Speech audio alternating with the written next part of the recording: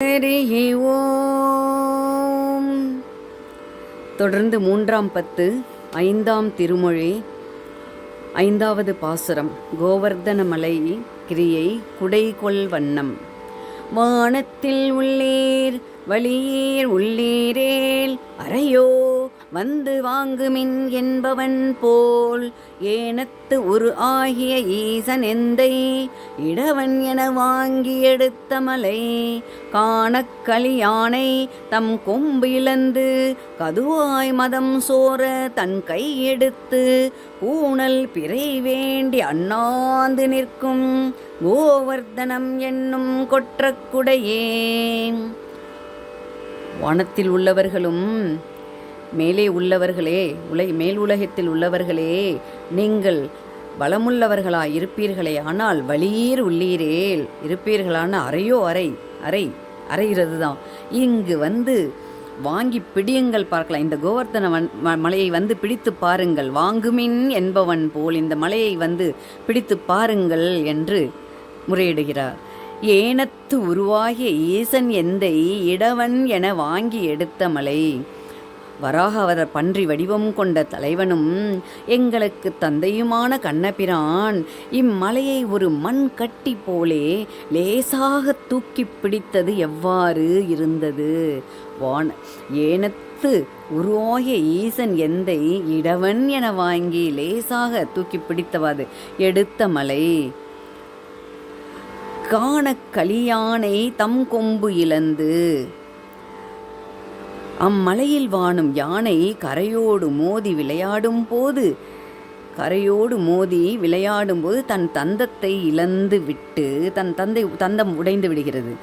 கொம்பு இழந்து, தன்னுடைய யானை கொம்பு இழந்து தந்தத்தை இழந்து விட்டு கொம்பு நீங்கிய வாயிலே மதநீர் பெருக்கிக் கொண்டு இருக்க, வாயிலே நீரை வைத்து கொண்டிருக்க தனது துதிக்கையை உயரத் தூக்கி கூணல் பிறை வேண்டி பிறை சந்திரனை பார்ப்பதாக உயரத் தூக்கி பிறை சந்திரனை அண்ணாந்து பார்த்து கொண்டு நிற்குமாம் அந்த யானை. அப்படிப்பட்ட மலைதான் கோவர்தன மலை என்கிறார். செப்பாடுடைய திருமால் அவன் தன் செந்தாமரை கை விரல் ஐந்தினையும் கப்பாக மடுத்து மணி நெடுந்தோல் காம்பாக கொடுத்து கவித்த மலை. எப்பாடும் பறந்து இலைதெல் அருவி இலங்கு மணிமுத்துவடம் பிறள குப்பாயம் என நின்று காட்சி தரும் கோவர்தனம் என்னும் கொற்றக்குடையே. செப்பாடுடைய திருமால் எப்படி இருக்கிறார்? ஆர்ஜவ குணம், அவருடைய குணத்தை ஒளிமயமான அந்த குணத்தை பற்றி சொல்கிறார். செப்பாடுடைய ஆர்ஜவ குணம், அதுக்கு பேரு திருமால். பிராட்டிக்கு பதியாய், பிராட்டிக்கு திருமால், திருநாளே பிராட்டி தான். திருமால் அவன் தன் செந்தாமரை கண் தன்னுடைய கை விரல்கள் ஐந்தினையும் கிளை கொம்புகளாக அமைத்து தன் தோளை குடை காம்பு போல் கொண்டு அம்மலையை தலைகீழாக பிடித்தான். கப்பாக மடுத்து மணி நெடுந்தோல் காம்பாக கொடுத்து கவித்த மலை. அப்படின்னு நினச்சி பாருங்க, அந்த கையை எப்படி தூக்கியிருந்தா எப்படி மலையாக இருக்கும், மலை வந்து அவன் கையில் இருக்கும் அப்படின்னு. அப்பொழுது அதன் எல்லா பக்கங்களிலும் பரவி எப்பாடும் பறந்து எல்லா பக்கங்களிலும் பறந்து இலைதெல் அருவி கீழே விழுகின்ற தெளிவான நீர் எப்படி இருக்கு? அருவி அழகிய முத்தாரத்தை போன்று முத்து மணிமுத்து இலங்கு மணிமுத்து வடம் பிறள அழகிய அருவி. அந்த அருவி கீழே கொட்டும் அந்த அருவி அழகிய முத்தாரத்தை போன்று விளங்குகிறது என்கிறார். அவ்வருவி கண்ணன் மேல் அவன் மேல் விழும்போது முத்துச்ச குப்பாயம் என நின்று காட்சி தரும். அது பார்க்கறதுக்கு எப்படி இருக்கு? முத்துச்சட்டை அணிந்திருப்பது போல் இருக்கிறதான் கண்ணனுக்கு. அந்த அழகைத்தான் வர்ணிக்கிறார். அப்படிப்பட்ட மலைதான் கோவர்தன மலை என்கிறார். படங்கள் பலவும் உடை பாம்பு அரையன் படர் பூமியை தாங்கிக் கிடப்பவன் போல் தடங்கை விரல் ஐந்தும் மலர வைத்து தாமோதரன் தாங்கு தடவரை தான் அடங்கச் சென்று இலங்கையை ஈடளித்த அனுமன் புகழ் பாடிதம் குட்டன்களை குடங்கை கொண்டு மந்திகள் கண் வளர்த்தும் கோவர்த்தனம் என்னும் கொற்றக்குடையே. இன்னும் நிறையவே இருக்குது, பார்க்கலாம், தொடர்ந்து பார்ப்போம் இது பற்றி. படங்கள் பலவும் உடைப்பாம்பு, பல படங்கள் எல்லாம் நம்ம நிறைய படத்துலேயே பார்த்துருக்கோம், இமேஜினேஷன் தான். பல படங்களை உடைய ஆதிசேஷன் பூமியை கீழே இருந்து தாங்கி கொண்டிருப்பது போலே, அந்த ஆதிசேஷன் ஐந்து தலை பாம்பு எப்படி இருக்கும், படுக்கையாகவும் இருக்கும், தலை மட்டும் விரித்து அந்த கை 5 விரலை விரிச்சா மாதிரி அந்த பாம்பு இருக்கும். பல படங்களை உடைய ஆதிசேஷன் பூமியை கீழே இருந்து தாங்கி கொண்டிருப்பது போல கண்ணன் என்ன பண்ணுறார், தனது பெரிய திருக்கைகளில் படர் பூமியை தாங்கி கிடத்தான் தடங்கை பெரிய கை விரல் 5ம் தன்னுடைய கண்ணனானவன் தன்னுடைய 5 விரல்களையும் விரிந்திருக்கும்படி பரப்பி வைத்து தாங்க பெற்ற மலைதான் இந்த கோவர்த்தன மலை.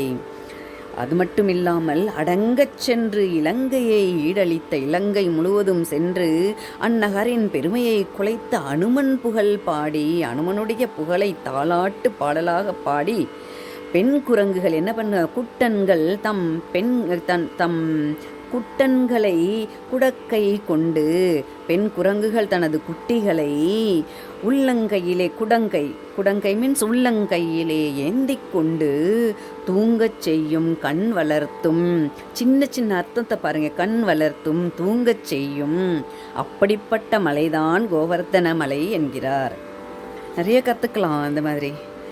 சலமா முகில் பல் காண போர்களத்து சரமாரி பொழிந்து எங்கும் பூசலிட்டு நலிவான் உறக்கேடகம் கோப்பவன் போல் நாராயணன் முன்முகம் காத்தமலை இலைவே குரம்பை தவமா முனிவர் இருந்தார் நடுவே சென்று அனார் சொரிய கொலை வாய் சின வேங்கைகள் நின்று உறங்கும் கோவர்த்தனம் என்னும் கொற்றக்குடையே.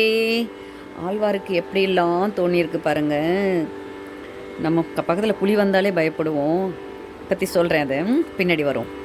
சலமா முகில் பல்கண போர்க்களத்து மகா மேகங்கள், மேகத்துக்கு தானே இந்திரன் மேகத்தை தான் தூது விட்டுருக்கான், அவனுக்கு சாப்பாடு கிடைக்கலன்னு இவ்வளோவும் பண்ணிகிட்ருக்கான். மகா மேகங்கள் போர் செய்யும் இடத்தில் போர் வீரர் அம்பு மலை பொழிவது போல நீரை பெய்து ஆய்ப்பாடி முழுவதும் அழிக்கத் தொடங்கிய அளவில் சரமாரி பொழிந்து எங்கும் பூசல்னா சண்டை தான் சார், அழிக்கத் தொடங்கிய அளவில் கேடகத்தை எடுத்து பிடித்தவன் போல், கேடயம் சொல்லுவோம் இல்லையா, அது கேடகத்தை எடுத்து பிடிப்பவன் போல் நாராயணனாகிய கண்ணன் மலையின் ஆரம்பத்தையே தடுப்பதற்கு காரணமாக இருந்த மலையாம். நாராயணன் முன்முகம் காத்த மலையை கண்ணன் மலையின் ஆரம்பத்தை தடுப்பதற்கே காரணமாக இருந்த மலை அது. இலைவே குரம்பை தவமா முனிவர், அங்கு அந்த மலையில் புலிகள் பர்ணசாலையில் இலைவே குரம்பை பர்ணசாலையில் புலிகள் வாழ்கின்ற அங்கே பர்ணசாலையில் வாழ்கின்ற முனிவர்கள் என்ன பண்ணுறாங்க, முனிவர்கள் நடுவிலே புலிகள் என்ன செய்தான் போய் நிற்க, அவர்கள் அவற்றின் கழுத்தை சொறிவதால் நம்ம என்ன பண்ணுவோம், புலியை பார்த்தா ஓடி போயிடுவோம். ஆனால் முனிவர்கள் என்ன பண்ணாங்களாம், அந்த புலியினுடைய கழுத்தை வருடுறாங்க, சின்ன புலிகள் அதனுடைய கழுத்தை சொறிவதாக கழுத்தை என்ன பண்ணுறாங்க, வாரி விடுறாங்க. மகிழ்ச்சியோடு தூங்கி கொண்டிருக்கும் சின வேங்கைகள் நின்று உறங்கும், கொலைவாய் சின வேங்கைகள் நின்று உறங்கும், மகிழ்ச்சியோடு தூங்கி கொண்டிருக்கும் அப்படிப்பட்ட குடையாகும் இந்த கோவர்த்தன மலை என்று சொல்கிறார் பெரியாழ்வார். ஆழ்வார் ஆண்டாள் எம்பெருமானார் ஜிய திருவடிகளே சரணம் உடையவர். தொடர்ந்து பார்க்கலாம். இன்னும் 9, 10, 11 3 பாசுரங்கள் இருக்கிறது. அடுத்த அத்தியாயத்தில் பார்ப்போம்.